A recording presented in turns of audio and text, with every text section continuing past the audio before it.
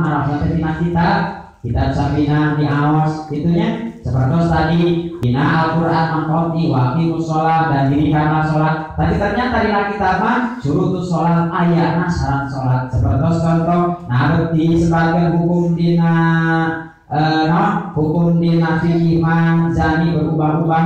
Contoh ibu bapak upamina tepat kurang contoh dina rukun sholat hiji niat rukun sholat ayat 17 hiji niat 2 takbiratul ihram 3 ngadeg.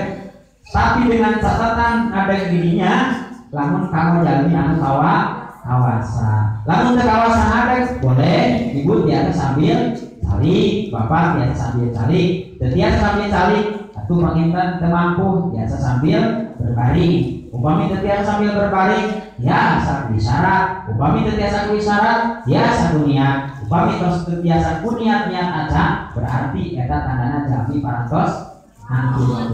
Jadi akhir nanti sholat teh eta adalah ngantun. Lamun aya jalmi diurang di lemur urang anu geus ngamomorengkeun kana sholat, anu tos tinggal kana sholat berarti eta hatena tos maot gitu panginten. Da ari sholat mah ibu hubungan teh langsung ke Allah Subhanahu wa taala.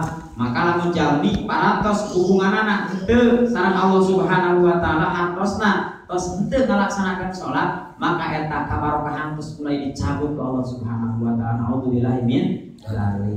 Maka gini mohon para sadulur kasimkuring kapungkur gaduh rama ibu omat jam bade calik di mana rek di Jakarta rek di Bandung rek nuju poe rek nuju caang rek cakat rek teuing omat salat kudu ulah dumeh dina subuh ayeuna urang nuju raos bobo terus ninggalkeun salat teu kenging ulah dumeh dina asar dumeh urang capek terus ninggalkeun salat teu kenging ulah dumeh ayeuna urang dina waktu duhur dumeh nuju panas dua tet kesang antosna urang istirahat teu salat teu kenging naon sababna upami ibu bapak urang sadayana tos ngantunkeun kana kewajiban anu langsung mahdoh ka Allah Subhanahu wa taala, maka ku Allah bakal dicabut eta pirang-pirang kaberkah.